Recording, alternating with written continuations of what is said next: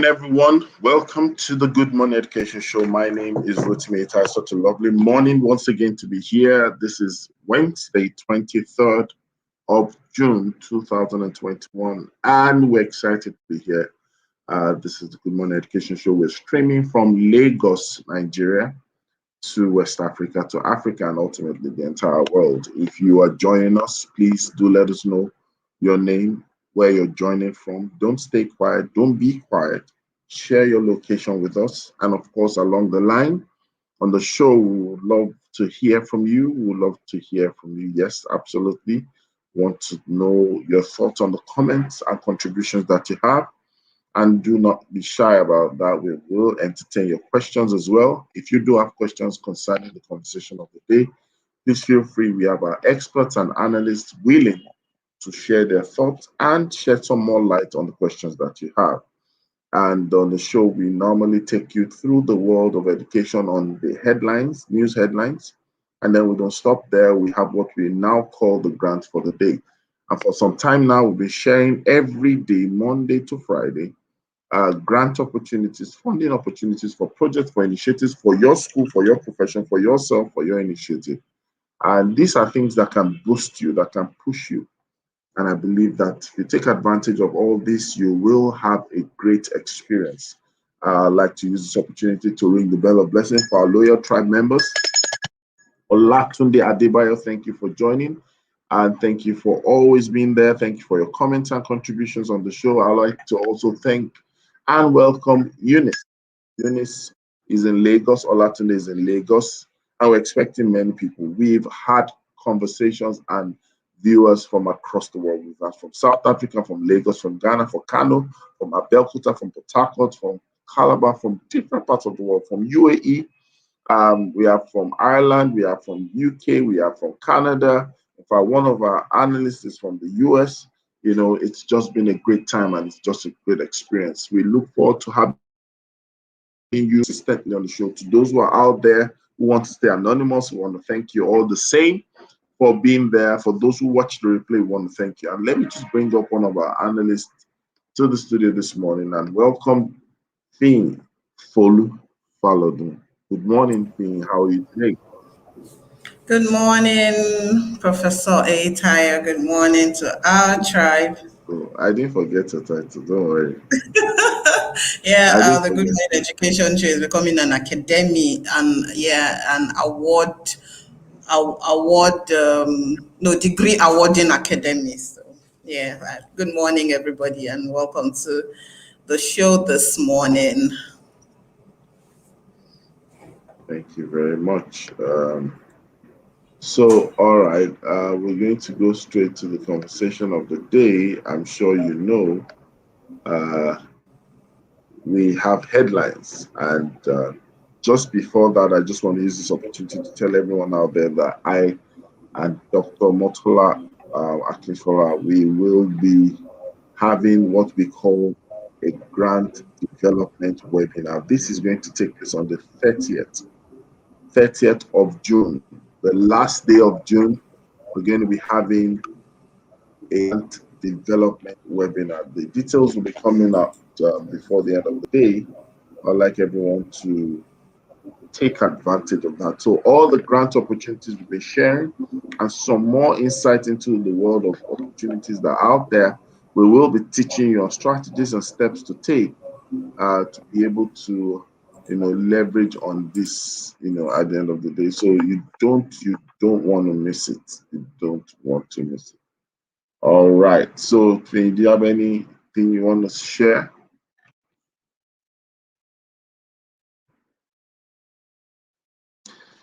Do you have anything on your mind? Do you have anything you want to share? Oh, okay. No, not at the moment. All right. He says not now. Thank you, Olatunde Adebayo. He always says a special good morning. Thank you.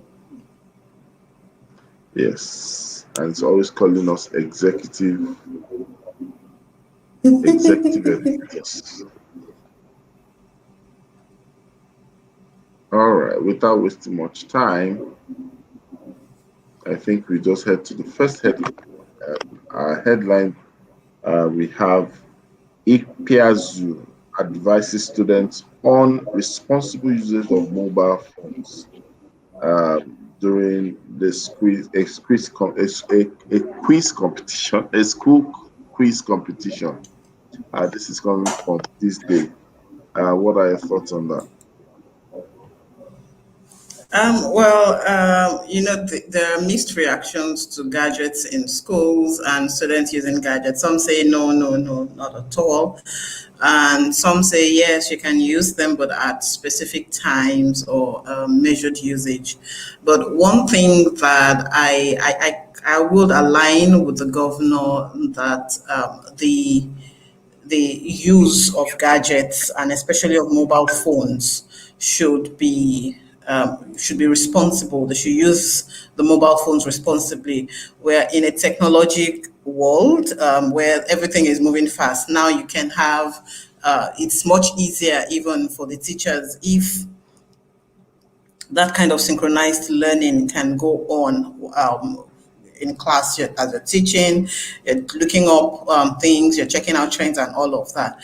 The key word is responsible use, and I tend to align with the governor in that regard instead of saying no, no, no, not at all, because it's very easy or it's easier to ensure that these devices are responsibly used when it's under supervision.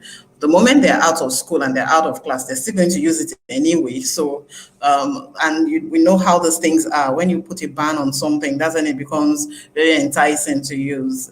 Students will not, you can't keep them off mobile phones. Some of them even have phones that their parents don't know about. But if they're put through responsible use, how to stay safe, what sites not to visit, what to do to keep themselves away from bullying or being victims of, all sorts of funny characters online, then that is much more desirable than completely telling them not to use mobile phones. Fantastic. Dr. Motola, good morning. Welcome to the show. Good morning. How are you today? Doing good. Glad to be here. Thank you. I like the way you normally talk. Good morning. All right, so let's move on to the next headline. We have FG decries non-implementation of national homegrown school program in Kwara by Elsa as well.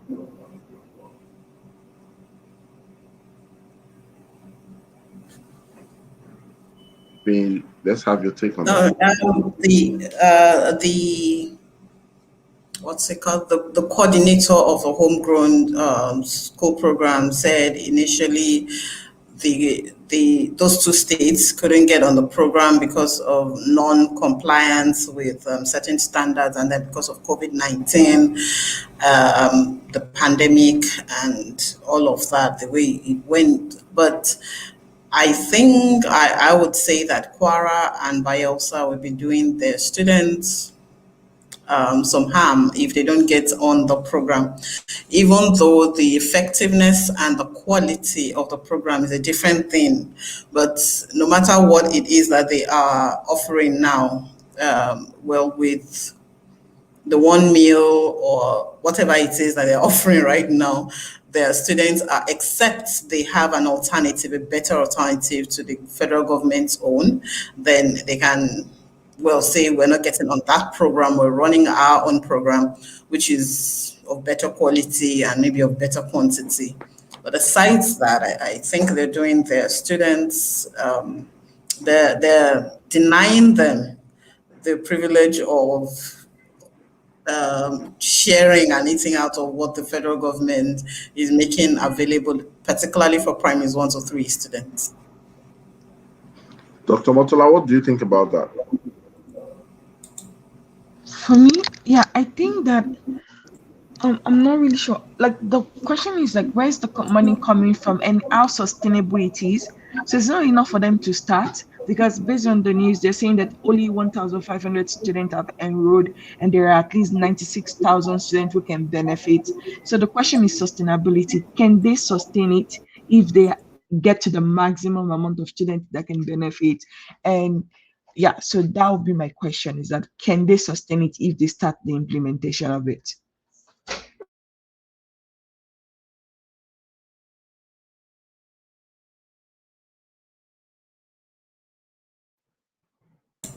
Hello.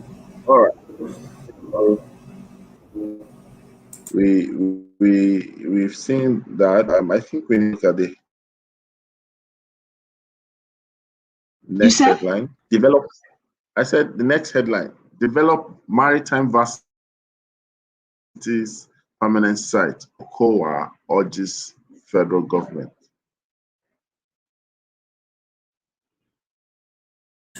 Thank you. So, on the surface, it looks like a selfish appeal or a selfish call to develop the university's permanent site is in his region. I think it's also in his state. But the truth is, we need these universities fully functional and running.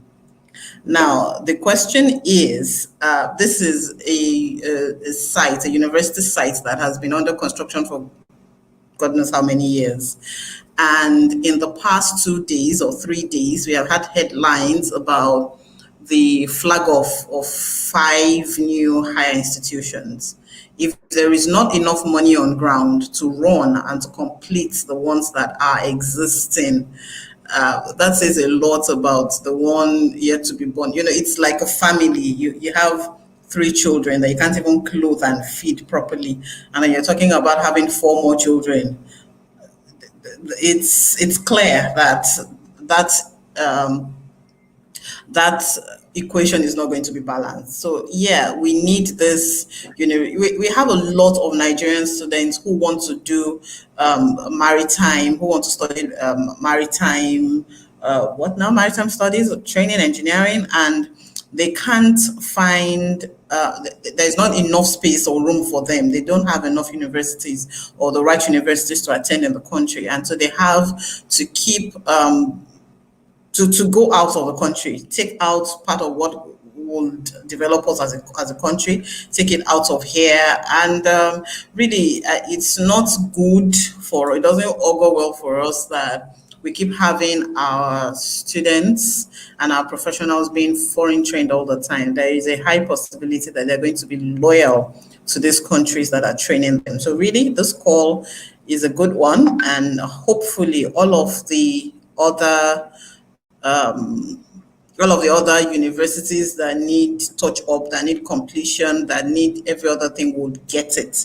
Because if the federal government is telling us that they have enough money to start off five new institutions, then they're also telling us that there is enough to maintain those that are existing. Okay, NRDF catalyst for massive scientific innovations in Nigeria, says Tech Fund. I'm sure Dr. Motola will be eager to talk about this. Dr. Motola, over to you. I guess for me, I'm just like I was laughing because I'm like I don't believe in just saying that they are going to be cut. I want them to do action instead of just talk, talk, talk, talk, talk. And so for me, I'm like I want to see it. Like I seeing is believing for me right now. And so for me, I don't. It's not enough for them to talk about it that oh they are going to do this or they're going to like I want to see them actually make it happen. And so it's not enough to say that they want to develop innovative stuff and link academia to industry and things like that. But the question is, can we see the investment in it? Like, how are they going to invest in it? How can they start practicalizing it, even if it's just on a small scale?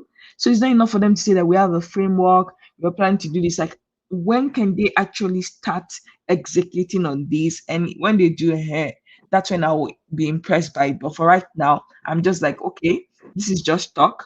When you start doing, maybe I'll have something better to say and commend them on it. But for right now, I want to see just beyond just talk, talk, talk. Like, can they really start doing things, and can we see the result of it based on their investment and how they are prioritizing it in terms of the budgeting for things, and how they are engaging the community and the students to make it happen. Fantastic. Thank you so much. And while you're speaking, Rhoda joined us. Rhoda, good morning. Dr. Rhoda, Dr. Moto, Dr. Fee, Professor Rotimi. Ha ha ha. Good morning. Good morning to the Good Morning Education Show. Good morning, everyone. How are you today? Good Can't complain. morning. So this next headline, I'd like to hear your thoughts about it, Rhoda. More Nigerian schools to get thinking school accreditation. This is coming from Green Springs. Thinking School Accreditation. I'm sorry, I didn't read the headline, so I don't really have the background. What's the background here? Oh, okay. So the thinking school is actually, how do I put it now? It's actually like almost like a program, right? We have Green Springs as a major platform. Green Springs Training College. That's really what they are adopting, the thinking school education approach based on a kind of reinforcement on new ways and curriculum across the world. You understand? So Mm-hmm. now there was a time Green Springs was said, right, to be the only thinking school, so to speak, based on that model. And that thinking school program is conceptualized, and I think they are now trying to, permeate into the entire space where people can now start improving academic performance, student experience, using that model. I see. See a statement that says it takes 18 months to become certified, and within that period, Thinking School national trainers will train the drive team of the school to equip them with skills, resources, and techniques that will enable them to pass this knowledge to their colleagues for onward training of their students, and in some cases, their parents are trained as well. And it's an initiative coming from the University of Exeter in collaboration with Green Springs Training College. Okay, it's great. I think it's good to know the specifics of models like this. I mean, even just the phrase, the naming, thinking school, I think works. I think they're thinking of it, and I'm just thinking as well. I think they're thinking of it as a platform to gender creative thinking, critical thinking, problem solving within schools, and using a community approach, which I think is always great in solving problems. Being, even as I say, being pragmatic problem solvers, and that's what everybody needs. We need that to come from parents. We need that in thinking about how to support the children and support the schools, coming from the school systems themselves within school institutions, and even for students, because ultimately schools should feed industry and feed. And if that's the case, then schools should actually breed those skills that are required in the industry and for current and future world of work. So I agree. I think it's a good initiative. To be good to know more. It'd be good to know if it's 18 months, it means that there's some criticality to the planning and that it requires one to cover quite a number of credit hours and modules to get it going through. So it'd be nice to know a little more of the details and the structure and all that comes with that package that creates a thinking school. It will also be interesting to know how Green Springs is approaching it from a policy perspective. How are they thinking about getting into policy? Because some of these ideologies or solutions or innovations, let me put it this way, are good if we can get them into a structure that makes sure that everyone is gets an opportunity to get it. I wonder what it costs, what the cost implications are. But yeah, sounds good. All right. I just wanted to show you something. Can you see?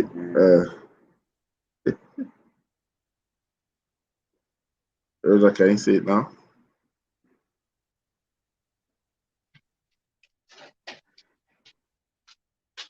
I have a book here. It's called The Thinking School, and really, it's a brand. Interesting. Yeah, it What, was what one of who the. who's who what He could said, you show that again? Could you The show the Thinking, book again? Written written by by who's the author? Dr. His name is Dr. Colvin Atwell. Is actually a school leader. We had a school visit to a school that was in 2019, and he was able to. He's chairing one of those schools. You know, the schools where they've labeled them as the worst of the worst kind of thing, and was able to over 100 years old school was able to bring that thinking philosophy to his school, and the school is one of the best in UK right now. Um, and basically, there are some practical things that he was able to introduce. He actually was almost like having a standoff with Ofsted because he did not follow the Ofsted. Um, uh, how do I put it? The yardstick, because he knew that if the school was going to improve, based on the yardstick of Ofsted, it wasn't going to happen. And so he went against the system, but eventually it became a benchmark of the system. And so many things to learn from. I'll try and see how to get the book across to you as well. But basically, we're just saying that we've come to that point where education, and it was from having conversation with him that I kind of strengthened my resolve to say that education should not be seen as something that can be tampered with. Schools should understand that these things are things we must make reality out of them. So that's for that. All right, Ugochi, good morning. How are you today?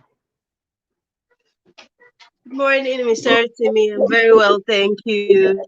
Good morning, all amazing panelists. Yeah, I used to panelists. Good morning. Welcome to the show.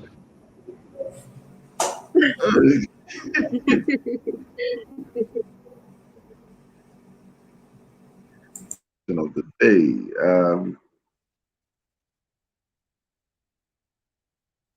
We have jam.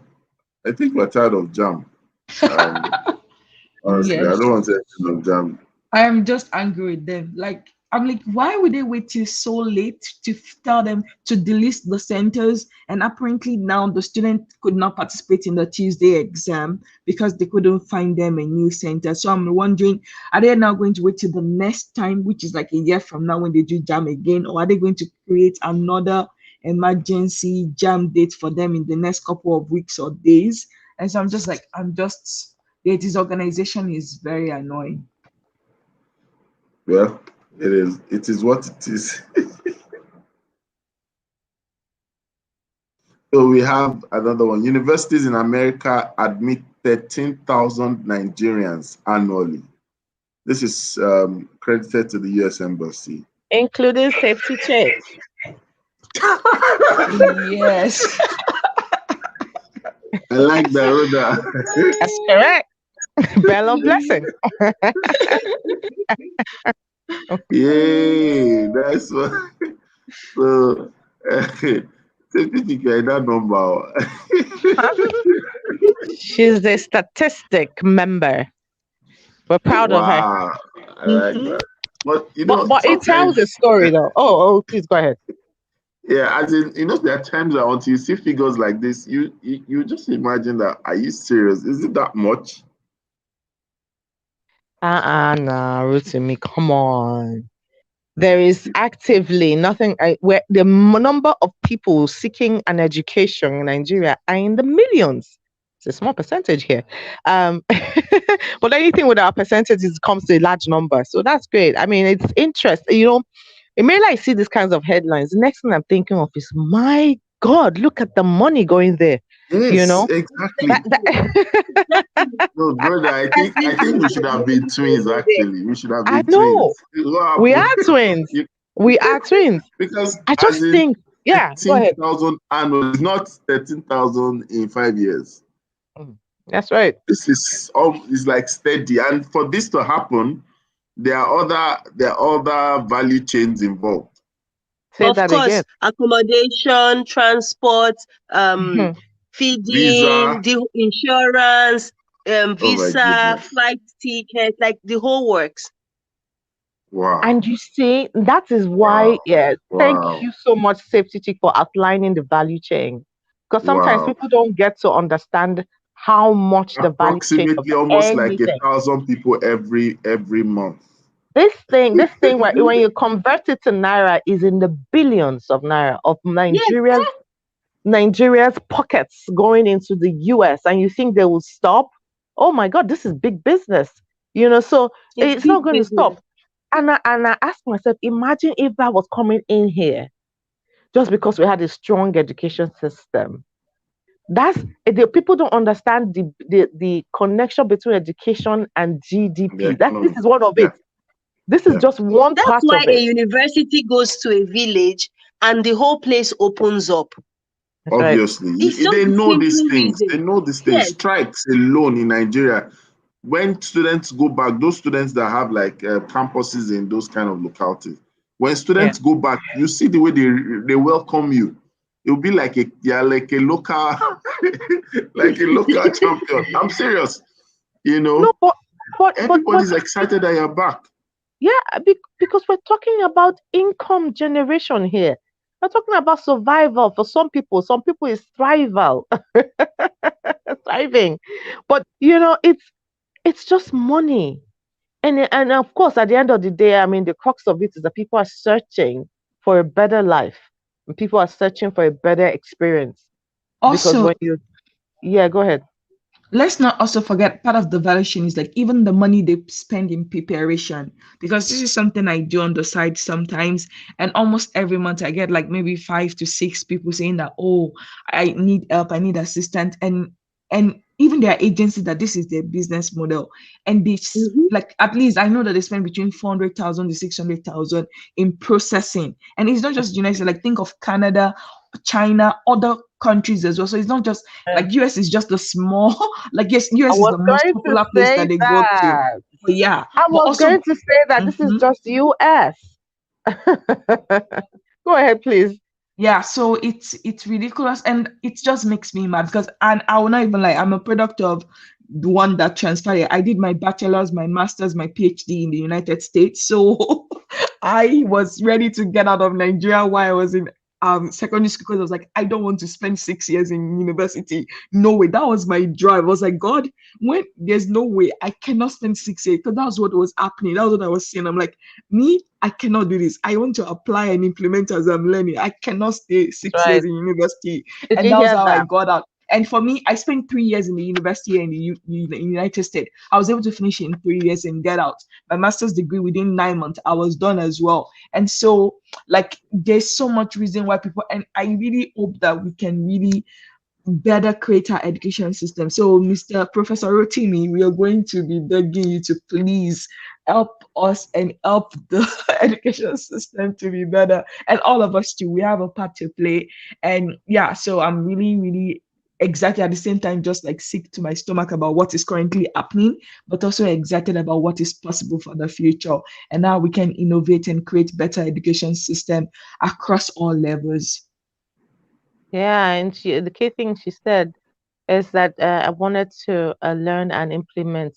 And I think that's what we're looking for as experience, which is something that's mostly lacking. But I'm glad that we have certain schools that are doing it. I'm going to be clear to name one. They got the Lagos Business School and the Pan Atlantic University is doing great work in that to that degree where you learn and implement at the same time. I think that more schools should come into this, but I think that it is a federal government initiative when it comes to the federal universities. There's a lot of stuff that we need to get done there. Yeah, Adebayo is saying, don't let us assume they know this because if they know, they will do better. They are ignorant of rightful thinking. Let our education leaders and political leaders start this thinking school. Oh my goodness. Yeah. So, Alatule, thank you for that comment because truth is, some at some point, you need to start with something. You need to start with something. I was having a conversation with Linda, yeah, the other day, and sorry, Linda is a colleague who has worked with Okay. yeah. I was almost saying, I'm is sorry. it Linda Ikeji? I know. I'm so sorry. It's Linda Henna Charles. She's worked quite well with the USAID and all of that with the Let's Learn to Read framework. And there's a lot of work, that's been done with the federal government, from the federal government in partnership with development partners. And you try to come up with reading framework and things like that. Because see, the truth is, when it comes to our basic education, we still do have foundational literacy and numeracy challenges. Imagine having to deal with that. Imagine if that we are able to get to a significant percentage degree of people who are literate, just being literate first of all, and then going on to find areas of expertise. Yeah, well, there we go. That's Sujo. Wow. All right. Funny enough, our topic today is almost in that same tangent. Pack your bag. OMG. Don't say that. Pack Pack your bags. your bag. You go just pack that bag, pack that life, pack everything. Yo, this is but I think let's just step it down a bit. We'll have the grants for the day. Dr. Motola, over to you, and then we'll come back to the conversation. Okay, so the grant of the day is the Eden Charitable Fund. The deadline is rolling, meaning that you have as much time to apply. You can apply at any time. There's no specific cutoff for this year. You can get up to 5,000 euros. And then the field of work that you can apply to implement or use the grant money for is education, community development, revitalization of health and medicine, and also like investment in women and girl, and then services, so anything to enhance women and girls education or growth or services as well. And for the applicant type, so this is for non-profit. And so what I would say is, like, if you're a school that you know a non-profit that is focused on educating, whether it's formal or informal, you can partner with them and be a partner on the grant to use it to help to enhance your program or some of the project that you do. And then for this funding request, you can use it for program like project that relate to education. You can use it for outreach, capital project also. And then for the location of project, like we said, we're not just going to focus on Nigerians alone. So you can use it in Nigeria, Cameroon, Ghana, Kenya, Liberia, South Africa, Tanzania, and then even Uganda. And then you have the website to definitely go check it up and explore more from the potential funder. Thank you so much. So everyone, there you have it. The website is there. And then, of course, it's an opportunity that you should try to take advantage of. All right. Thank you, Dr. Motola, for that. So let's head over to the conversation. And we're talking about pack your bags. Pack your bags. Finya, have you packed your bags? I'm packing my bag. It's not fully packed yet. You know, there are some people that don't use bags. They just go light. Someone like Rhoda just goes light. Anyway, she just appeared. But really, when we talk about packing your bags, I think we need to just look at the conversations that spins around transitioning, relocation, resignation, even getting sacked, these are the things that I really want to, explore today. And I believe that one way or the other, we should be able to, cover as much. But let's start with the one whose bag is being packed already. Safety chick. Yes, Safety sir. chick, are you there? Yeah, so I'm starting with you. My first question is, should I say, have you packed your bags or have your bags packed you? So I'm Safety packing check my is bag. almost out the door. Not about bags this time around. I started packing my Yes. bags in April.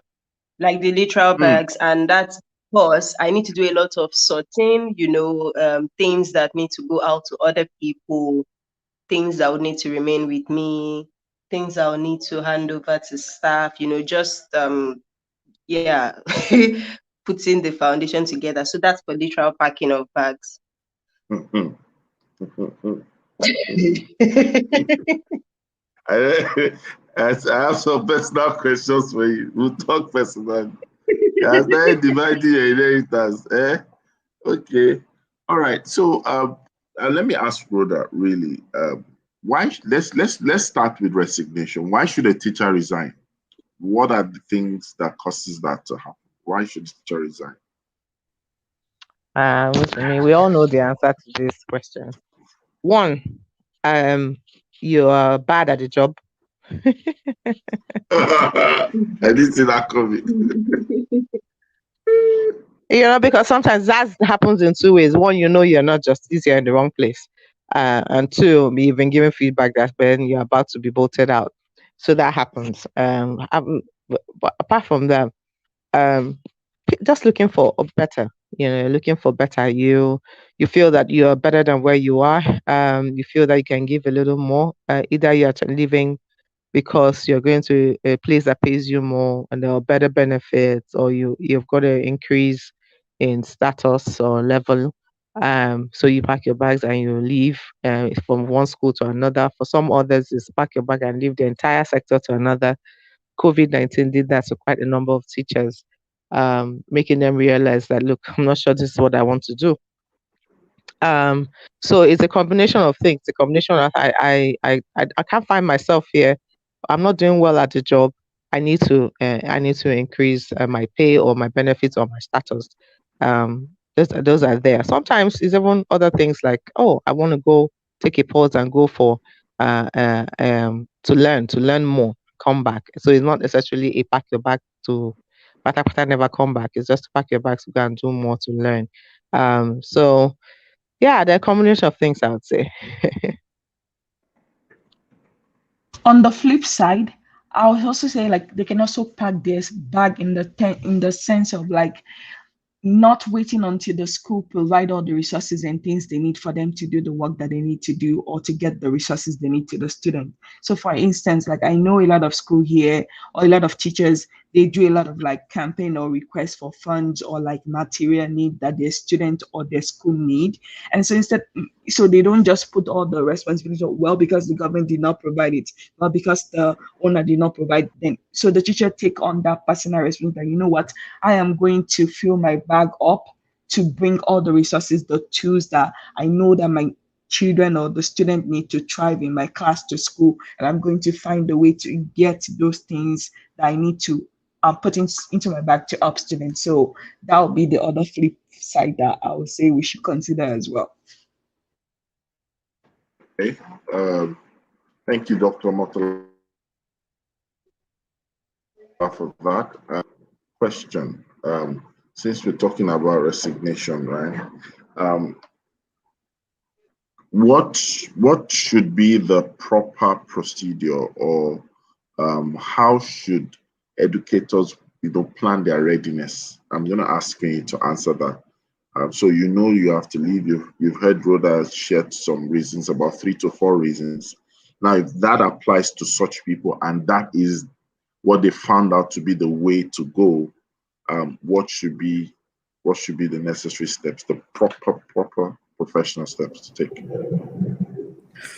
The proper professional steps to take depend on the institution that you're working with. For some employers, they require 3 months notice before disengaging. Some require a month notice before disengaging. And I would say that for each person, look through your staff handbook again. What's the requirements in your institution to disengage, and just follow that. That's the professional thing to do.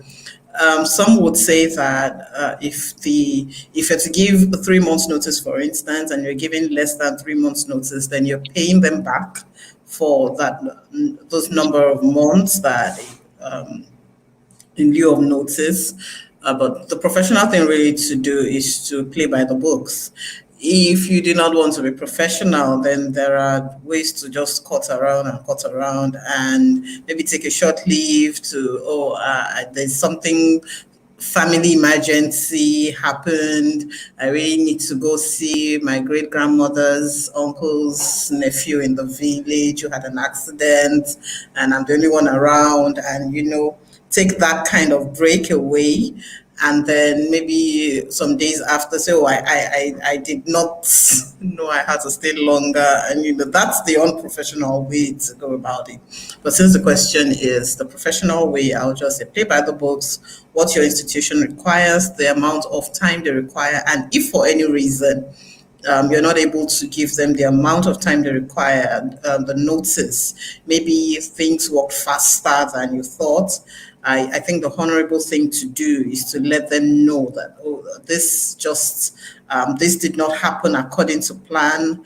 And because you also want to leave without burning bridges, you want to leave and be able to come back there to be able to come back to still keep relationships, to still be able to request for references from your previous employer, and you want to keep the relationship good. Okay, so with transition or transitioning, I know that sometimes it can be quite emotional, and at times it can just be that you're so focused on the next phase of life or the next phase of work or the next phase of career, and everybody just seems to burn the bridge behind them. They just seem to transition just like that. Let me ask Dr. Motola, what would be your counsel with regards to that? Because a lot of times people start out saying that, you know what, I'm just going, like Rhoda said, for some people it's to learn more, do more, and become more so that they can come back. But a lot of people end up learning more, doing more, becoming more. But that last aspect, coming back, seems not to be possible, because at the end of the day, there's no tie, and there's no link, there's no relationship. The gap is there with the friends you used to have, no connection and the rest. What would be your counsel, Dr. Motola? So I'll say that yes, I know sometimes based on the way that they might have been treated, or the way that, or the leadership structure or management structure, that might be part of the reasons. But irrespective of what they do, each individual has the control of how they choose to show up and how they choose to. So I think they should live by their value and really try to be the better person, irrespective of how they're treated, whether good or bad. And like you said, you never know where you're going to be. You never know who you need in the future or what you need. So don't just think that, well, I have a better advantage now, or I have a better opportunity, so I'm just going to rubbish this relationship, or like not go through the right way. So like Finn, you already said, like really as much as possible, being conscious of, okay, what is the requirement? If something happened, like Eric, like let them know as soon as possible. That's the honorable thing to do. And yes, like, and in terms of like being able to, and just knowing and leaving the link open, like being, or even trying to even say replace yourself, to say, you know what, I know that I'm leaving you at a really short time, I can put out feelers for you, or I can recommend people that I think would be great to fill my own position. So that's one of the things I would advise, is like try to replace yourself as much as possible, to lessen the workload that it will require for the employers or the owners to have to like look for somebody to take your place. Or maybe even asking that, okay, you know what, I can volunteer my time to train this person, or rent them and give them like a rundown of what it looks like if you find a new person, or things like that. So I think that might be appreciated from those that you're leaving behind, and that can enhance the, like, maintaining the relationship and ensuring that the ties are not broken in a negative way, but you're still able to live amicably and still collaborate in the future. I like that. I like that.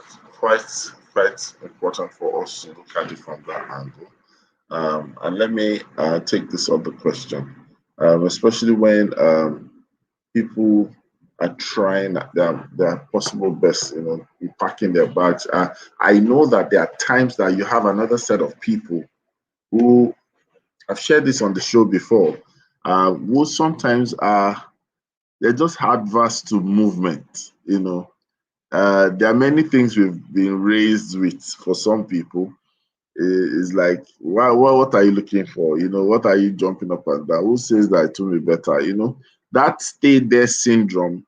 Some people sometimes feel eventually that life has cheated them because they are the stay put analysts, they are the stay put experts, or you get to realize that some people you consider patriots. I honestly believe there are many people who have that bitterness in themselves, that the reason they probably were still in Nigeria because they saw one or two patriots, and said, Nigeria is going to be great, Nigeria is going to be better, Nigeria is going to be best nation in the world, and so they just decided not to go anywhere else. But now, Meanwhile, the patriots have papers. okay, maybe They I have shall allow second Ugochi to passports. talk. Ugochi, you talk, talk. I've said all I need to say. There's nothing more to add. Patriot have paper. You are there doing your own analysis without knowing that Patriot have plan B, C, and D. When you said that, what just came to mind is everybody should make decisions for themselves and not because you're looking at someone else, because you really do not know. You really do not know. I have a friend that keeps saying, watch what people are doing and do as they are doing, not as they are saying. So sometimes when he sees certain pictures, he will just send it to me and say, what do you see? Some other person will see, these people are traveling and they're just going for vacation. But what I'm seeing is I'm seeing multiple passports. It's there in plain glare, but if you're not really observing, you're not really seeing. So I think when people want to make decisions for yourself, not because of someone, because the truth is you don't know what they have that is um, backing them up, really. You don't know. You don't know if all their children have second passport, and because all their children have, somehow by extension they are covered. You don't know if they did citizenship by investments in another country, so without even any extra. So don't just sit down in your house and make decisions because people are around you. This thing people say, the more you look the less you see. Yeah, they're all around you, but you really don't know. You really do not know. So make decisions for yourself. So think about yourself, think about what you're trying to, so that you don't start feeling bitter. Because at the end of the day, they will ask you, did I say you should not go anywhere? Did I ask you not to do anything? No, they didn't. You just stayed by yourself and you made those decisions. So please try not to, should I say, make decisions based on people. Make decisions based on yourself. What do you need? Where do you see? So that tomorrow you're not bitter towards other people that do not send you message in the first place. I dropped my microphone in the basket of love.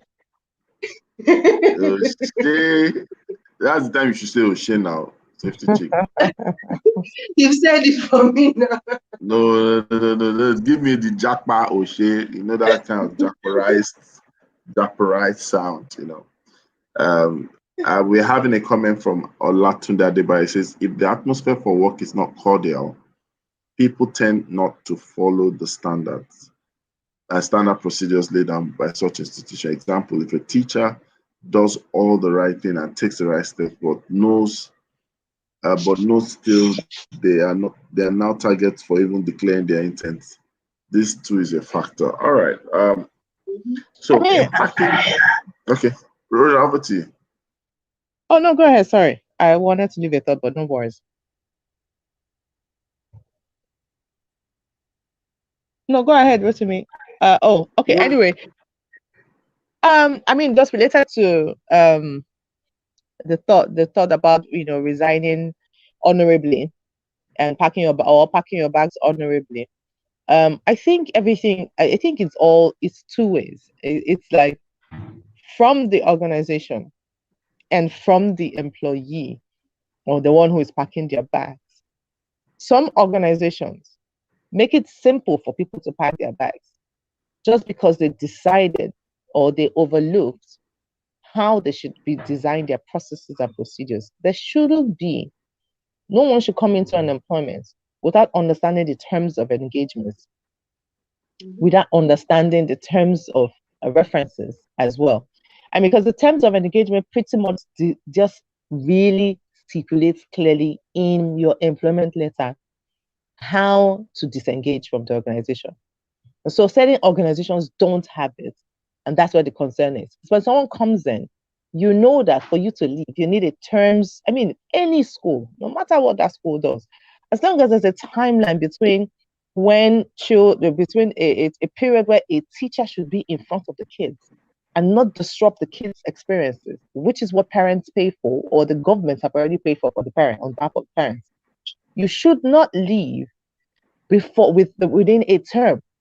You should not disrupt a term. And if you have to, certain things would apply. E.g., you don't get the salary for the month, you don't get it, but that you make it difficult for someone to disrupt a child's experience with you in front of the class. Now, of course, there are reasons why people pack their bags forcibly when the person is really toxic in the presence of the children. The person has to go in, like in universities, where lecturers, sexually abuse students. That's a different situation because nobody wants that to have that kind of person. So I'm not even referring to those extremes. I'm referring to regular things of I want to leave because I'm transferring out of my life. I have a new, better opportunity. I want to leave because I found something. I don't think I belong here. All of those kinds of things. For whatever it's worth, the school, the institution has to have a process, a term of engagement as the employer is coming in, or employee, sorry, is coming in, to let them know that you must give 3 months in advance or a term in advance of when you're going to leave. In advance, not when you think of it. In advance. And it has to be planned that way structurally. And so is for the person who is packing their bags as well. You have to think about the timeline that is required for you to disengage. Sometimes you will be given a task as a teacher or as an educator or whatever role you're playing within the school system, and you have not completed your task. One of the things I've shared with a few of my friends and colleagues is people need to start thinking of themselves when they're in a workplace. If they begin to think of transitioning out, they should intentionally think of how to hand over without speaking it out loud. So if you're handling a project, bring somebody closely to handle that project, such that if you now leave, if the project has a 6-month timeline to task completion, somebody else knows about it because you know they're about to transition. So you need to do certain things. And then you should follow your terms of engagement. You should follow what's in the policy. You should follow what is in your employment letter. That is the only way. People forget that you get strong references. In spite of when the people don't look, nobody can, when people say people badmouth you or they plan for you when you tell them your intention, it's not, look, everything is about the way you communicate and about the way you engage and the value you bring to the table. Believe me, you bring value, you do the right things, nobody's going to look at you and start telling you 1 or 2 things. That you must be fine, and even if they do, you're going to live with your head high. And that's the way it works.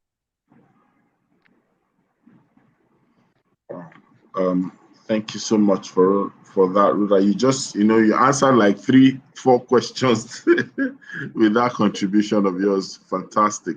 I think that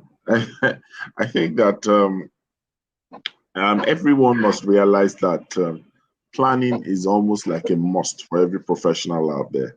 We must be deliberate with our career choices. We must be, because one of the things I took from what you said, Rhoda, is people should not come out as if they are clueless or they are planless, if there's a word like that. You must that you are thinking constantly, you're reviewing constantly, and which is really what I would like to find out from Dr. Motola Fin as well. How can we, distill the myth or the concept of having a plan B? Now, when I say plan B, I'm not talking about the wake of this run away from Nigeria conversation, but plan B has always been a plan B anyway, in the as long as I've known it to be. How even in project management is a concept as well. So how can we distill this in people's consciousness that plan B is really speaking about the quotient of our ability to plan? So Dr. Motola, then I also want to hear from Fee. So if I understand the question, you're saying that how can we, can you repeat it again? Sorry. So I'm talking about, plan B. People talk about plan B, although now when people hear plan B almost looks like you're talking about leaving Nigeria. Plan B see. has Okay. always been, providing yourself with alternate options, with ability to look at scenario planning and the likes. So how can we bring this to become like a second nature for educators? Oh, I see. Okay. So I think um it should be part, like I said, we had this discussion, I think was it yesterday or some days ago, about they need to have professional development plan. I don't think most schools have that for their teacher, because if you already have a professional development plan, like each semester or each term or each year that they have to go through and they're evaluated on, then it's easy to have those plans in place and it becomes second nature, instead of, oh, it's an emergency and we're not sure what this happened and it took us by it's all of a sudden. But if there's a professional development plan with like laid out step or like laid out outlines of, okay, this is how this, if this were to happen, this is how we undo it, if this were to happen, this is what you can do, I think that can really help instill that in and build that culture. But without a professional development plan, whether formal or informally, then it's become like, oh, an emergency or something that happens all of a sudden. All right, thank you very much. Paying over to you. For me, having a plan B is living ready, not just in career, in life, we should live ready. So if I'm going into this venture and I should have a plan B. What if something happens? What if things don't go the way I plan? So for every educator, going into an employment, going into a job, you're not going to be there forever. At one point or the other, you either leave or you're forced to leave. I think it's better for you to plan your exit. It's better for you to leave on your own terms when you're ready or when you have better opportunities. So plan B really is not a bad thing. It's just preparing for life. It's just not being caught unprepared. It's not being caught unawares. What if the school doesn't even want to terminate the employment, but like COVID happened and they had to downsize compulsorily because of funds and all of that. And some people lost their jobs. If there was no other plan, if there was nothing else that some those that lost their jobs had, then they're thrown back into the pool and they're waddling, they're looking for a way out, they're trying to stay afloat and just grasping for life. So yeah, plan B for me is not just for educators, for everybody. We should just have that and just know that in case it doesn't work out this way, then I can fall back on that and I can always find my way and navigate through the transition period. Thank you very much. And I think it's at this point, while we're trying to wrap up, I think it would be nice for people to understand that the very foundation for having Plan B is really um, people really getting to know themselves or what they want out of life.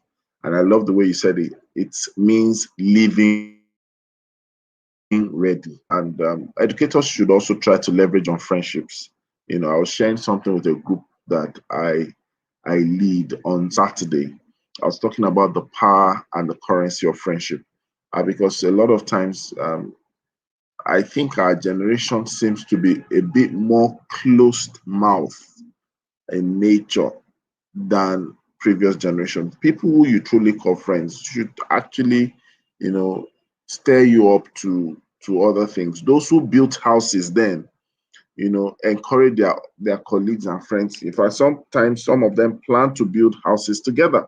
So it was almost like they had joint projects to make sure they become landlords, to make sure they have houses, to make sure they have shops and the likes. Even these are people that didn't go to university. I'm talking about people who barely were like called illiterates, but they made meaningful things out of life. They got properties across different climes, because they were able to take that into cognizance. So I'm going to ask Safety Chick to give her closing remarks, and then we'll go to Dr. Rhoda, come back to Dr. Motola, and then Fee. Thank you. Safety Chick, over to you. Okay, so I'll just say that just to support a lot of conversation that has been said this morning, that having a plan B is not supposed to be a bad thing. It's just to ensure that you are protected, and that I know that the meaning has been a bit distorted, but plan B is just about being having alternative options, just in case your plan is not working, there is something else that is working. So it doesn't necessarily have to do with travel, right? So it's really important that you also take ownership of your life and of your career. Don't always wait to be spoon fed. If you happen to be in a school where all the plans have been made perfect, amazing, but if you happen to be in a place where there isn't anything like that, you've got to take ownership of your career. Thank you so much. Rhoda?